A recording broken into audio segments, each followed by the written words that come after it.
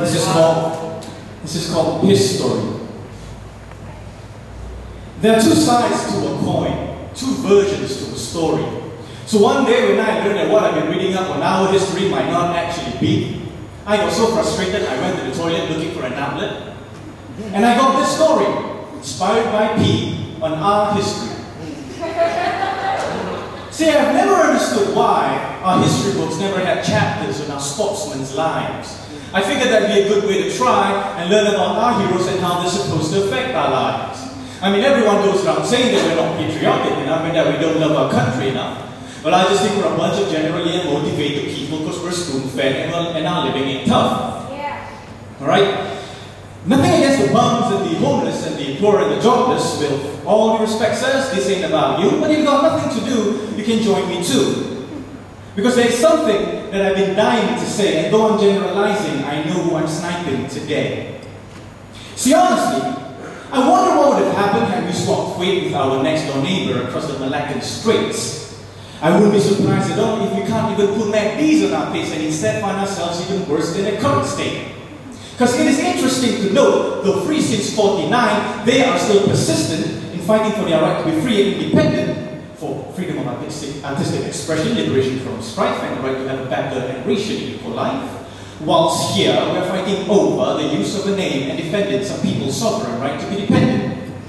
Depending on support, depending on second chances, depending on quotas, depending on policies, depending on favors, depending on seniority, depending on word of mouth, depending on shamans, depending on water purchase from the people down south, depending on status, depending on brands, depending on concerts of foreign artists where you pay just to stand and watch from afar, not even singing along and waving the hands because we're Asians, we're reserved, we're not loud like the Americans.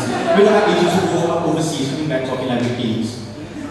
Depending on Hollywood, depending on piracy, depending on CSI, Heroes, American Idol, MTV, depending on tuition, depending on straight A's, depending on shopping malls, foreign coaches, Mercedes, depending on what people would say, depending on what people would think, depending on what people will let you do, which depends on what they can't do, so that they won't be too far behind you, and because of that there isn't so much you can do because the options are limited for you. So after 10 years you become like that too, telling yourself that you are happy because you should be happy, because there are worse things that can happen to you and you compare yourself to the citizens of other foreign nations, and so you thank God it didn't happen to you.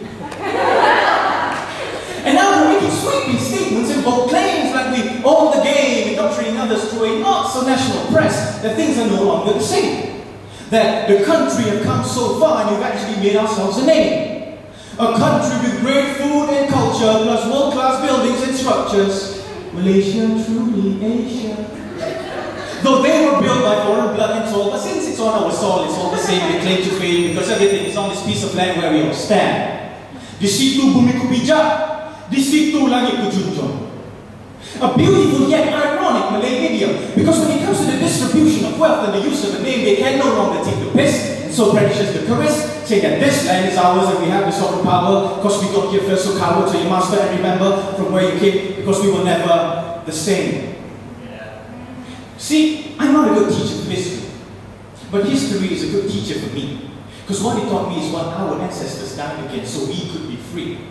They died against status, they died against policies, they died against politics and slogans, they died against colonial trickery, they died against cultural indoctrination, they died against racial segregation, they died against the theft of natural resources, double standards, and the denial of liberty. And these are our own Malays, Chinese, Indians, even the Masalays, Gurkhas, and Punjabis.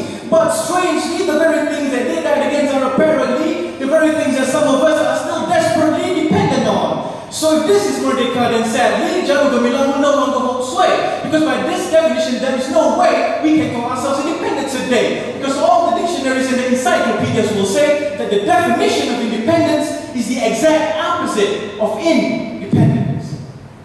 Ladies and gentlemen, that's it for me. You've heard my story. So I guess now we should all be wondering how it's going to be with his story. Thank you.